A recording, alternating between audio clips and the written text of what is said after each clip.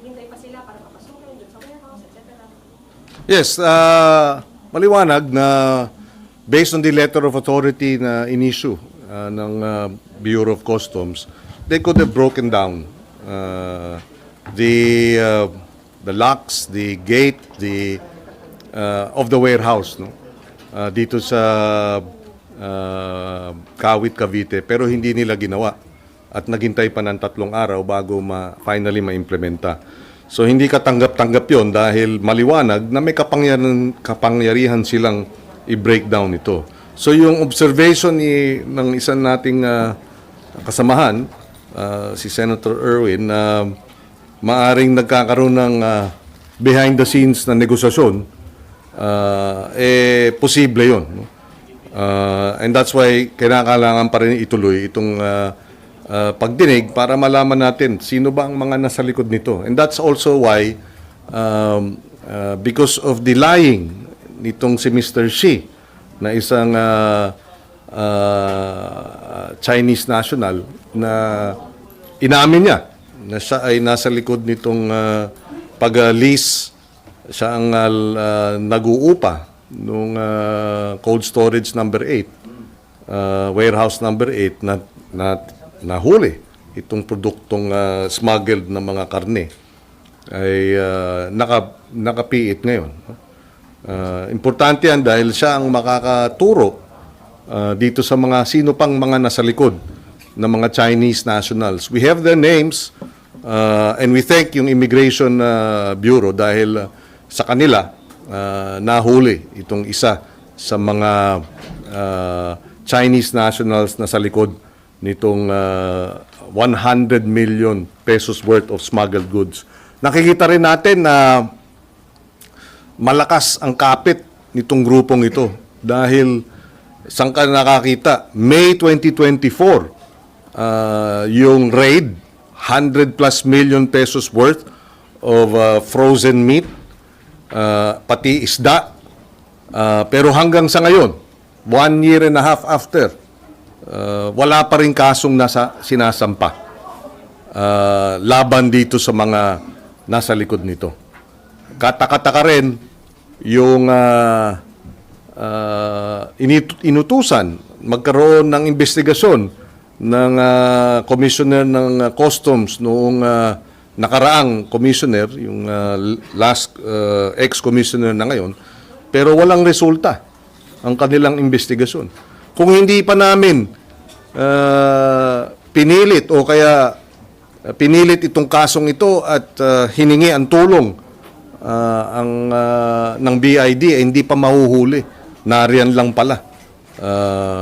And so, makikita mong malaki ang nasa likod nito. May hawak sa customs, may hawak ng mga Chinese nationals. And therefore, yung teorya natin na mayroong sindikato ng China-based na sindikato na pinapasok itong mga smuggled na mga produktong agrikultura kasabot ang ilang mga opisyal ng pamahalaan. And so we're still pursuing this investigation. Sir, tingin po kayo kung sino yung protector nila from the government? Meron, pero confidential pa sa ngayon dahil we have to keep it under wraps, the information, because we're precisely pursuing the investigation. We have leads, although we need validation.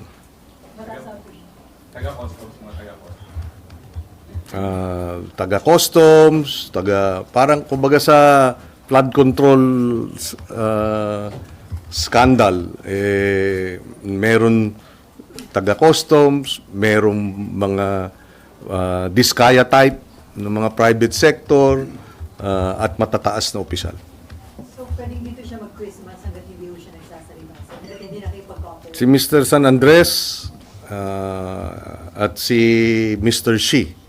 Dalawang kaso yan. Kung kay Mr. San Andres, 100 milyong pisong halaga ng smuggled na mga produktong agrikultura, yung Berches, yung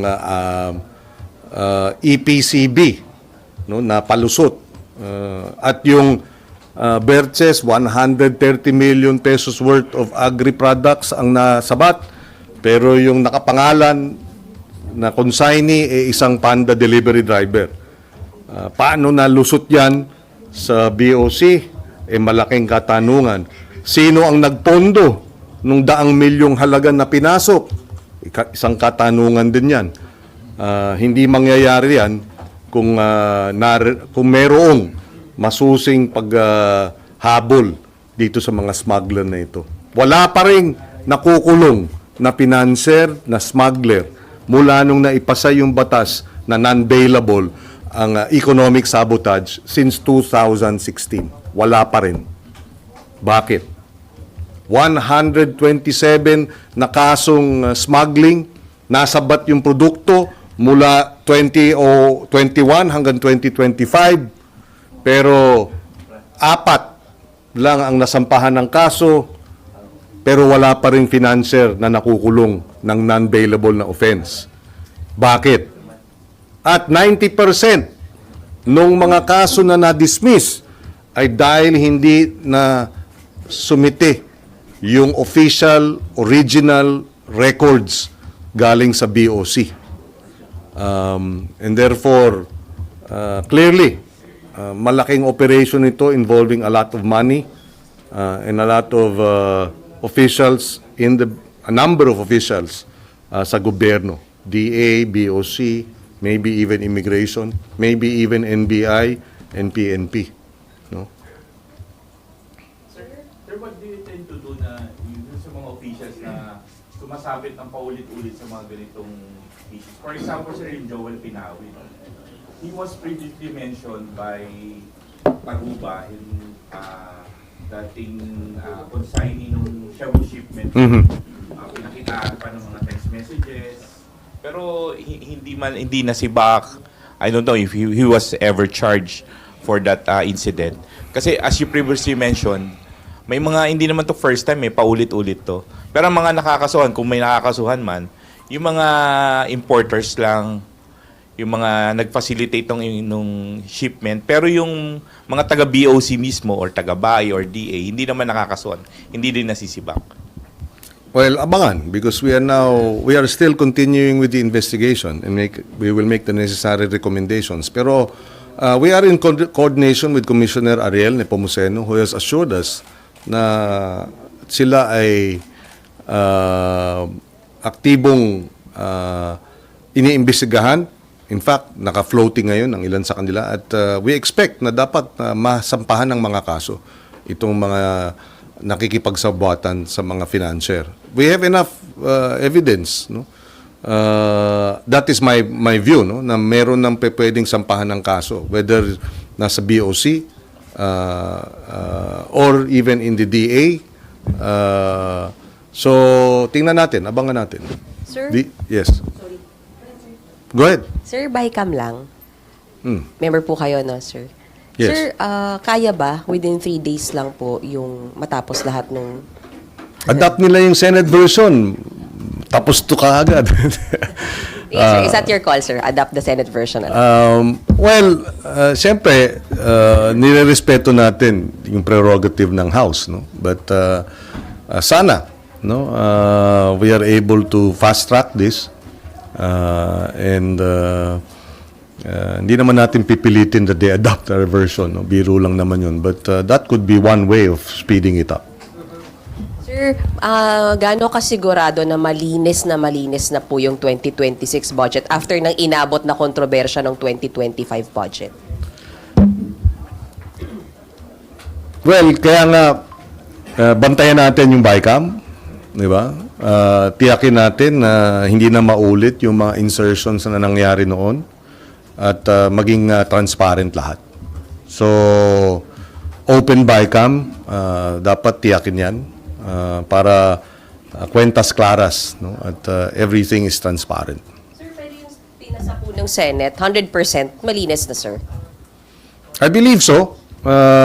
By and large, as best as we could, yung mga coordinates, yung mga tagging, geotagging, tiniyak natin yan. Tapos merong transparency portal para at any given time alam at maliwanag saan ang proyekto, ano ang proyekto, para hindi na mangyari itong ghost project. So by and large, I believe at this point na malaki ang naging improvement sa ating proseso ng pag-aproba ng ating general appropriations measure. Yung 100% na malinis, DPWH lang yun, sir? Or the general budget? Well, sinama as a rule, the general budget, how do you call it, allocations, no? Pero siyempre, ang infrastructure kasi hindi lang sa DPWH yan, di ba? You have education infrastructure, you have agriculture infrastructure, you have transportation, communication infrastructure. So, kailangan talagang bantayan itong kaya nga yung blockchain measure na lahat ng expenditures ng gobyerno except for perhaps those involving national security, kinakailangan real time na monitor ng ating mga kababayan at iba-ibang mga grupo, no? And I think moving forward also, may iwasan talaga yung mga nangyayaring kalokohan kung may napaparusahan. At yun naman talaga ang gusto mangyari at panawagan ng ating mga kababayan, di ba? Dapat ikulong at dapat managot yung mga nagkasala. And that's why I will segue. We hope na pagka nabalangkas na ng husto at nadebate na ng husto yung IPC, yung Independent People's Commission, in its final version, given all the amendments, sana ma-certify ng Pangulo as urgent so that we can pass it on second and third reading before we go on recess, if it's certified. Sir, di enough na isama lang sa LEDAC, no? Yung IPC. Right now ang kasama sa LEDAC is about 48 measures eh. So all these are priority measures. 48, no? So that ibig sabihin 48 ang kinakailangan ipasa na priority measures. We only have how many more days to go, di ba? If we want to really prioritize, the certification will really help. Will it be better, sir, kung certified as urgent yung IPC? Yes, because nga hindi naman lahat ng priority measures ng LEDAC certified as urgent. How about the anti-political dynasty Same. party list? Same. In the previous Congresses, I think the 18th Congress, umabot sa committee report nung ako ang chairman ng Committee on Constitutional Amendments. Majority of the members of the committee endorsed the anti-dynasty measure during my watch as chairman. And we hope, again, that a majority will support it and therefore maipasa ito. The other track, siguro pag-aralan ng Supreme Court. Kasi merong if I'm not mistaken, around 10 petitions before the Supreme Court on to declare political dynasties as contrary to the Constitution. No? So that is another sabihin na natin track na mag-rule ng Supreme Court kung ano ang definition ng political dynasty in the cases that are pending before them. Nagawa naman nila ng ruling sa ibang mga bagay na sabi nga nila, the Constitution is what the Supreme Court says it is. Isang justice ng US Supreme Court yan. So, that is also, kung gusto pakinggan ng ating kagalang-galang ng mga mahistrado ng Korte Suprema, ang daing ng taong bayan, at magkaroon ng ruling on the issue, the 10 petitions, if I'm not mistaken, on the constitutionality of the political dynasties. Pero sir, Supreme Court ba mag-define kung ano yung dynasty? Hindi ba Congress? Kailangan i-define yun? 40 years na. 1987. to 2027. Di ba? 40 years na yung ating saligang batas eh. Hanggang ngayon, hindi pa ginagawa ng Kongreso. Sana, maipasa ng Kongreso. Pero kung hindi, merong judicial legislation na kung tawagin. Pero so paano may papakita ng presidente na talagang gusto niya ito? Kasi yun nga, sinama po sa LEDAC, but ano yung kailangang effort or sa categorical? Well, under the Constitution, he can put his imprimatur by certifying it as urgent. So, hopefully, di ba? Kung baga, in-identify na niya eh. The next step is i-certify na natin ng urgent, Mr. President, para mangyari. Message yun sa Congress na gusto ko to. Yes. Well, it's already a message na in-include niya sa LEDAC, but there are 48 measures. No? So which of the 48 measures ang uunahin at talagang priority, by certifying it as urgent, that would be a signal to all of us in Congress, in the Senate and in the House. Sir, on the IPC, kung hindi i-certify as urgent yung IPC, walang pag-asa mong mapasa? Hindi, mapapasa, hindi lang agad. Pero may kayang maipasa, hindi lang agad. Pero not before the break. Mahihirapan dahil we only have what? 1, 2, 3, 4, 5 or 6 or 7 session days. Diba? So, mahihirapan. Merong urgency dahil nga nag-resign si Secretary Babe Singson. So, lalong nabawasan yung mga sundalo, na lumalaban para sa accountability sa ICI. So, tapos, wala ring armas. Walang bala. Sir, kung hindi ma-certify as urgent, possible po na January maipasa. Parang sabi kasi ni SP, pwede daw yung paspasan by January. Yes, that's the next best thing, di ba? Pero sana kung hindi ma-certify ngayon ng urgent, i-certify ng urgent sa January, mas mabilis pa rin natin maipapasa. Sir, during the BICAM meeting, may sasalang na ba siya sa plenary meetings? What do you mean? During? Kung sa IPC bill po. Yes. In fact, nag-umpisa kahapon. I mean, are we still on track po? And then assurance lang din na hindi siya duplication ng trabaho ng Department of Justice and also ng... Well, during the hearings, ang paliwanag ni former Chief Justice Puno, na extraordinary times require extraordinary remedies. It is an extraordinary remedy because nga ang trabaho ng pag-iimbestiga talaga under the Constitution and our laws would be either the Department of Justice, di ba? Yung corruption cases or the Ombudsman. Pero dahil nga unique, this is the largest corruption scandal sa kasaysayan ng bansa.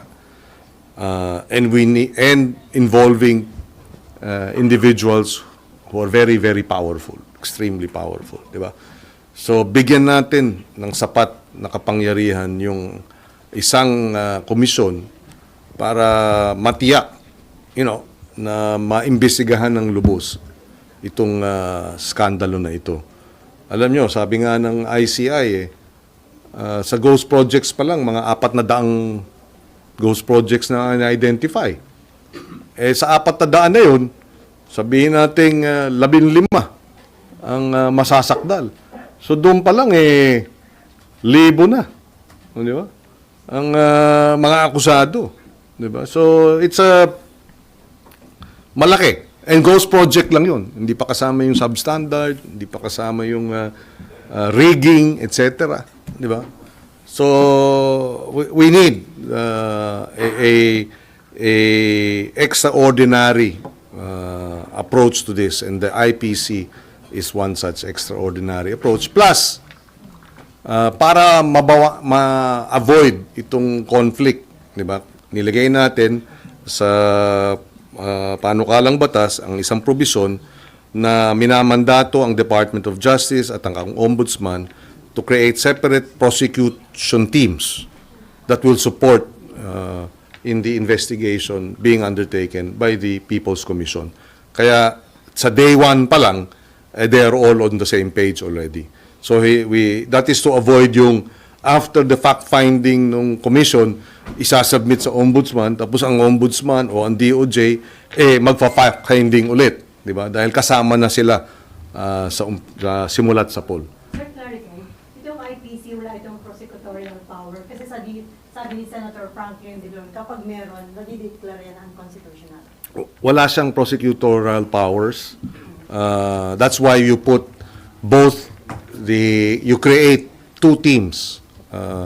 The Ombudsman Prosecutorial Team and the Department of Justice Prosecutorial Team.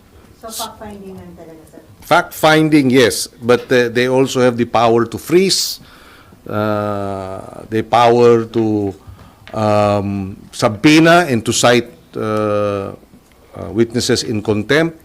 They can deputize the NBI, the PNP, the CIDG. Pagka sinabi kasing deputize, they will have supervision and control over the entities that have been deputized in terms of controlling and supervising them in the conduct of the investigation.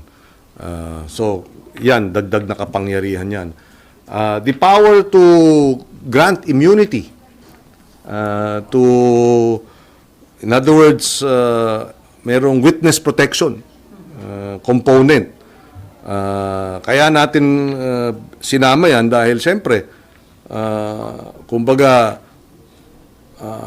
yung example na binigay ko noon, paano ko yung matataas na opisyal ng Department of Justice, halimbawa lang, ang involved, di ba? Tapos mag-a-apply ka ng witness protection sa Department of Justice mismo. So medyo doon makokompromiso, di ba, yung proseso. That's why let's give the Independent People's Commission that power involved di ba? Tapos accept state witnesses. Same yung criteria niya dito sa Witness Protection Program. So, confident kayo na hindi mo question yung constitutionality ng IPC? Well, we did our best, and I'm confident. Of course, there will always be those who will question it. Pero kung gusto talaga ng accountability, di ba, pati ng ating mga korte, di ba? Wag nilang pigilan itong Independent People's Commission, di ba?